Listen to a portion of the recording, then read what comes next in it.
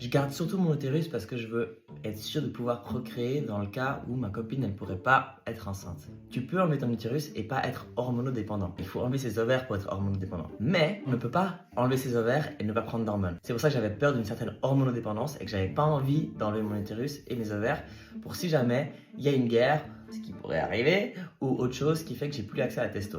Maintenant, si aujourd'hui j'arrête de prendre la testo simplement parce que il y a plus de testo, parce que ce serait la seule raison pour laquelle j'arrêterais de prendre la testo. Mais imaginons, voilà, il y a une rupture de stock, j'ai plus de testo. Qu'est-ce qui se passe? Eh ben, il y a plein de choses qui pourraient changer. Mes poils ici, là, que j'essaie de faire pousser, mais que voilà, hein, ils pourraient réduire en densité, voire même disparaître. La structure de ma peau, elle pourrait redevenir un peu plus fine, parce qu'avec la testostérone, elle s'est épaissie, d'où la période où j'ai eu vraiment beaucoup d'acné, etc. Il y a la répartition des graisses aussi qui pourrait changer. Donc maintenant, j'ai pris des graisses ici, alors qu'avant, j'en avais plus dans les hanches et c'est monté.